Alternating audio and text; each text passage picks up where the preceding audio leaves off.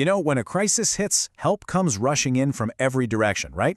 But what stops all that good intention from turning into, well, just more chaos? It all comes down to having a playbook.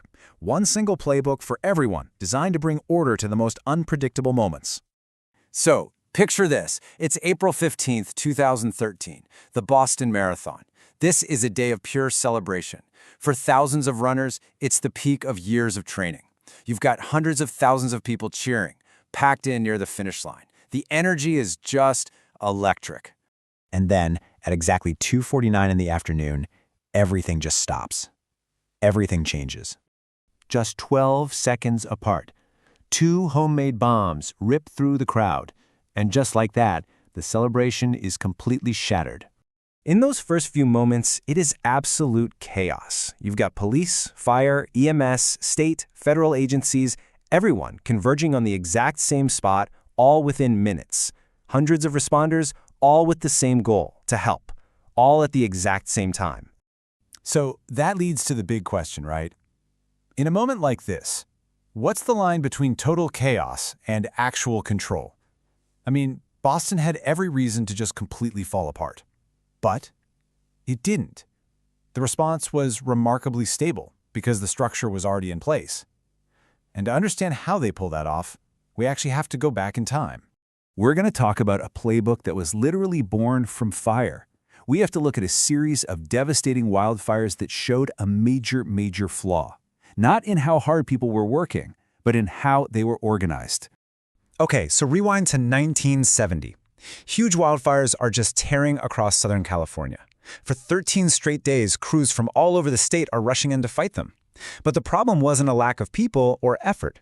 It was that everyone was working in their own little silo. There was no single person in charge, no shared plan, and even basic communication was just completely breaking down. And some of these breakdowns were almost absurdly simple. Get this, one fire crew radios for a tanker, meaning they need a water truck.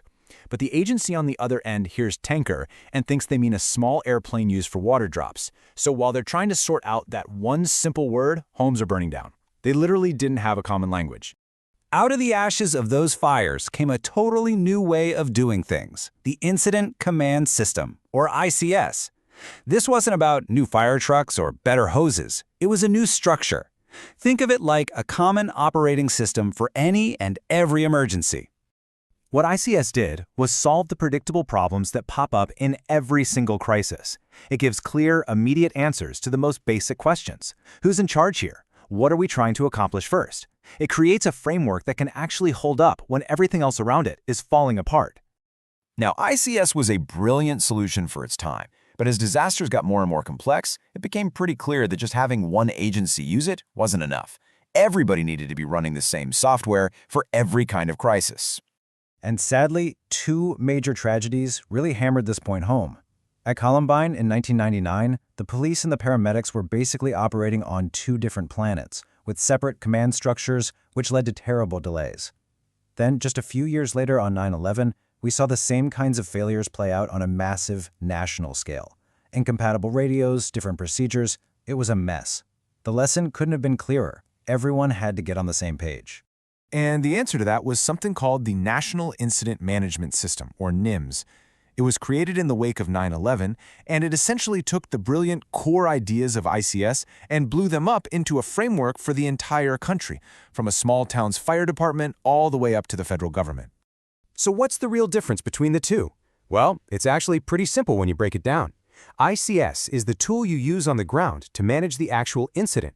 NIMS is the bigger system that makes sure everyone, from neighboring towns to federal agencies, can plug into that incident without a hitch. And one of the most critical pieces of this whole puzzle is a concept called unified command. Because let's face it, disasters don't care about city limits or jurisdiction lines. You can have local police, state police, and the FBI all working the same scene. Unified command is the structure that lets them all lead together. Honestly, the best way to get it is with this analogy. Imagine a surgical team in a trauma bay. You've got the lead surgeon, the anesthesiologist, specialized nurses. None of them outranks the other. What keeps the patient alive isn't a strict hierarchy, it's coordination. In a crisis, the community is the patient, and unified command is that surgical team. And that brings us right back to Boston. Because on that day, this entire system, ICS, NIMS, and Unified Command, was put to the absolute ultimate test, under the most intense pressure you can possibly imagine. In those first chaotic minutes after the bombs went off, the playbook just kicked in automatically. The fire department immediately established incident command for the rescue operation. Police locked down the scene, EMS started managing the medical response. And here's the crucial part. Leaders from all three agencies instantly came together to form a unified command. They were setting priorities together from minute one.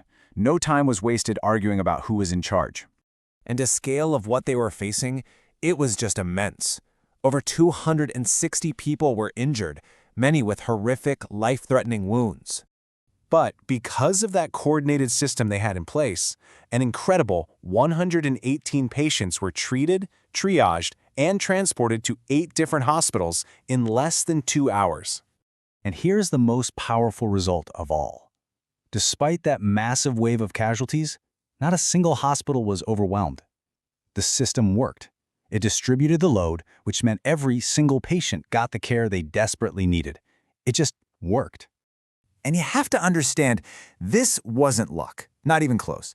Boston's success that day was built on years of preparation.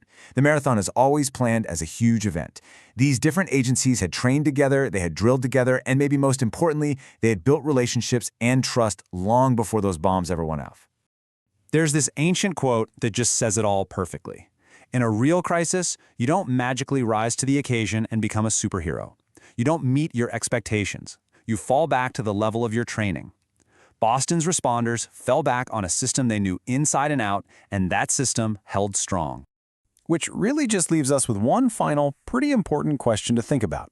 These systems of coordination, ICS and NIMS, they aren't just for huge cities dealing with terrorist attacks. They are the playbook for any crisis, big or small. So the real question is, how well does your community know the plays?